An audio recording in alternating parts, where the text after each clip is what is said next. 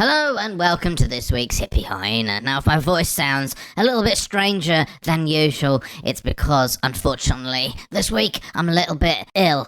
Don't worry, it's not COVID. I've taken a couple of tests, as you should if you get a bit sick in this time. But nonetheless, I'm not very well. But I'm throwing myself into the trenches, no matter what, with that Sigma male Gary V capitalist grind set to bring you a Hippie Hyena this week. Why not? This week, I'm taking a look at the insane analysis of several British adverts by deranged ethno-nationalist YouTuber Paul Joseph Watson. Let's jump in. Remember when TV commercials used to inform you about the product being sold? If you've got wood to stain and you want it to dry quickly, use Ronseal Quick Dry and Wood Stain.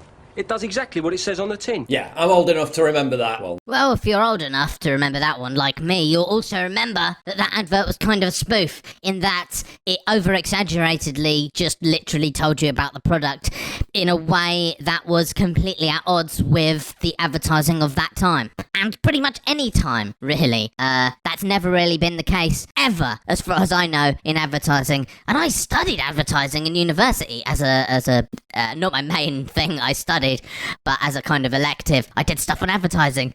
So, yeah, that's absolute bollocks. Absolute bollocks. That's never been the case. Now advertisers are getting a little more ambitious. Why waste time on the product being sold when the product being sold is you? Behold our newest ad campaign. Tasty! Are you sure this will help us sell more burgers? Burgers? For those of you who don't know, that 4-panel comic that he's quoting there was written by Stone Toss, a literal Nazi. So that's kind of a mask-off moment for Paul Joseph Watson there, literally promoting the works and words of Nazis. Quite aside from the fact that the contents of this comic is patently absurd, just totally stupid. And it's something that we talked about, I think on the last video, or the video before that, about this bizarre idea that conservatives like to spread, that advertising companies are more interested in putting out some kind of political message than they are selling a product. No, no, that is completely insane.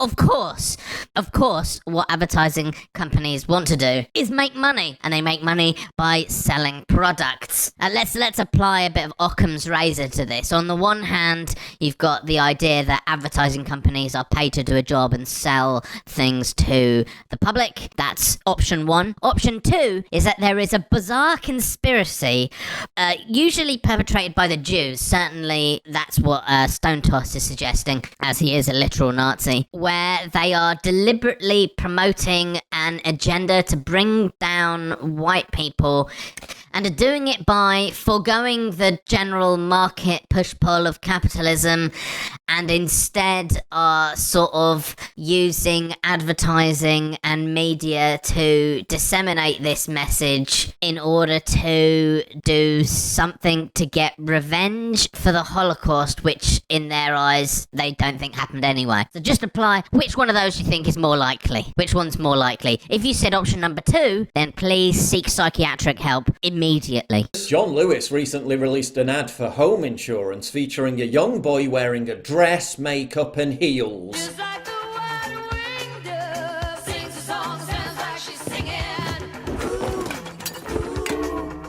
You sure this will help us sell more home insurance? Home insurance? I mean, he's really doubling down on that Stone Toss comic, isn't he? Jesus Christ. Anyway, my question about the John Lewis advert is, so what? Like, what's the problem? Really, like, what is the problem? Like, let's say, even if they were putting out this thing to try and make it more socially acceptable for boys to wear dresses and makeup, so what? Like, really? What difference does it make to anyone? Who cares? Just some clothes, man. Just literally an outfit and some face paint. It doesn't do anything. Who cares? I mean, why, like, male people wear one stuff and female people wear another stuff is really arbitrary. It could have easily have fallen the other way around, and it would make absolutely no difference to anything at all. Within weeks, the ad was cancelled cancelled. Not because of its ethically dubious amplification of drag queen kids. This is what is so weird about these sort of extremely dog whistly conservative videos, is that they sort of assume so much about the audience. Like, he just says it's ethically dubious, but why? Why is that ethically dubious? What has ethics got to do with, like, wearing an outfit, like, and putting some makeup on? Like, I literally don't understand. It's just a bizarre idea, and to present it as if it can just go without saying. Just goes without saying that a boy wearing a dress instead of trousers and lipstick is just inherently ethically wrong. It's not. I literally don't understand. You can't just say that and think that we'll just like, oh yeah, I can see that. Why?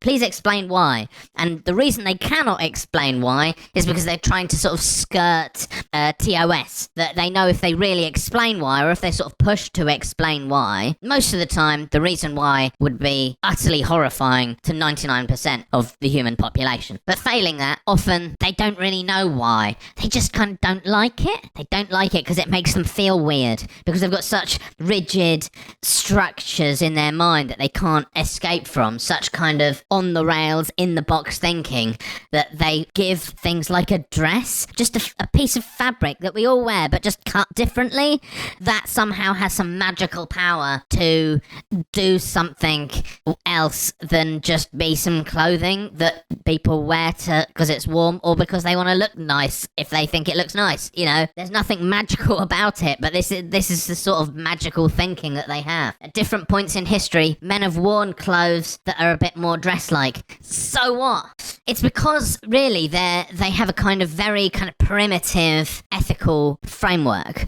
that isn't really what the majority of us would consider to be ethics. Like, it's no sort of considerations that involve things like consent or some kind of notion of utilitarian pleasure caused to people or suffering avoided. It's nothing like that. Their framework is just based on a series of rules, and none of those rules really have any greater power for them or not. They just have, there's two types of behaviour: immoral behaviour, where people break the rules, and moral behaviour, where people follow the rules. And what those rules are don't really matter. They're just kind of arbitrary. And one of those sort of rules in the conservative mindset is that boys don't wear dresses. So when a boy does wear a dress, that for them is sort of transgressive and therefore immoral. Whereas the rest of us have a bit more brains about us, and we think like, well, why is that a rule? Does it make any sense? Answer, no. All right, let's get rid of it then. Let's do things that do make sense. But whether or not something makes sense or not is definitely not a high priority for people who think like Paul Joseph Watson. But because it was deemed potentially misleading. Because you can't claim home insurance for allowing your kid to trash your home. Maybe if John Lewis had actually concentrated on the details of their service rather than their effusive zeal to portray a boy in lipstick, the ad wouldn't have been banned. But it's not really about the product anymore, is it? Yes, it is specifically about the product, you know?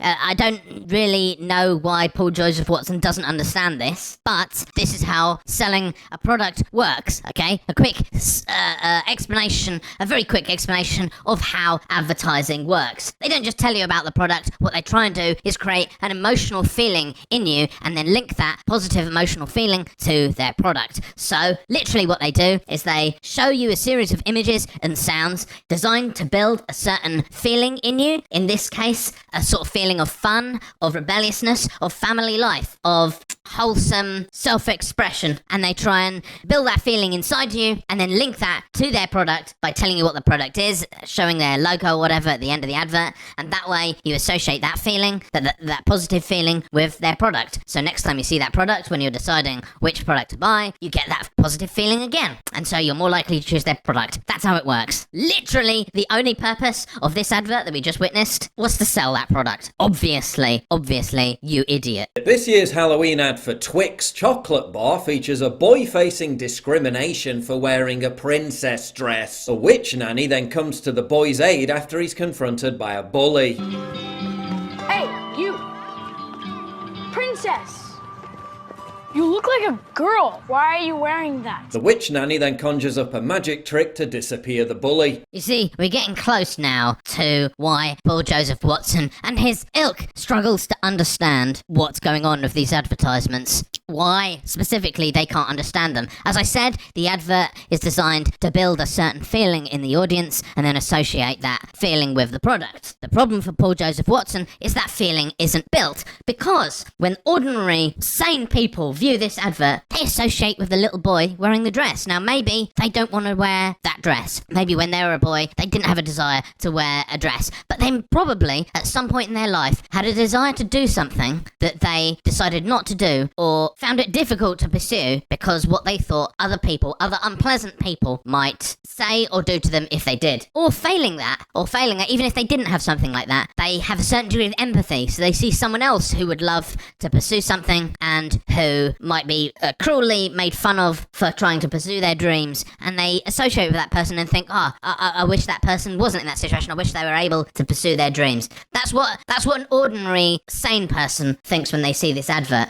When Paul Joseph Watson see this advert, and people that think like him, they associate with the bullies. They associate with the bad guys. And when the bad guys get their comeuppance, they feel upset about that because they wanted the boy in the dress to be crushed. That's really the sort of attitude that they hold. So they didn't get the feeling of happiness seeing those bullies being cast aside and having that kid be allowed to do what he wanted. They didn't get a feeling of happiness from that. They got a feeling of miserableness. And so this advert sort of failed to communicate to them. Or rather, they sort of failed on a basic level. They failed at being human, really. They failed at having humanity, of having solidarity with your fellow human. They failed at that. And as a result, they literally could not understand this advert. And he goes on to point out a number of other adverts with things like interracial couples, Muslims enjoying the sort of Christmas winter period with their families, that sort of thing, which he finds very distressing for some bizarre reason. I think we all know what that is. But here's the thing.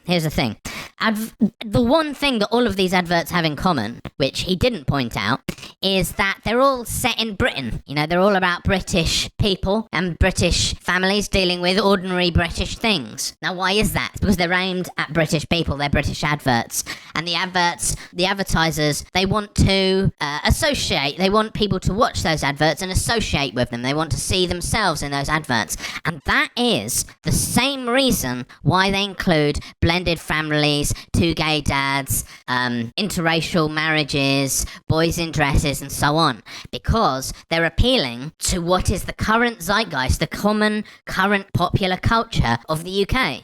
And the thing is that Paul Joseph Watson is so out of touch with what that is. So completely, wildly out of touch with the common consensus reality that he views this as some sort of social engineering, as if they're trying to push these things onto people. No, the adverts have no interest in pushing anything on people. They're meeting them where they are. That's what's going on here. Because people, ordinary people, see those adverts and think, that's just like my family. That's just like this diversity of people. That looks welcoming to me. It looks like anyone can take part and anyone is welcome, and that is a great feeling to have. But when you're a wolf whistling racist on YouTube who tries to sort of peddle Nazi conspiracy theories without actually saying what they are, those aren't the sort of feelings that those adverts give you, because he's a dinosaur, and all of the conservatives who view media in this way are dinosaurs. They view it as social engineering, but only because they've woefully misunderstood how far people have moved on since, like,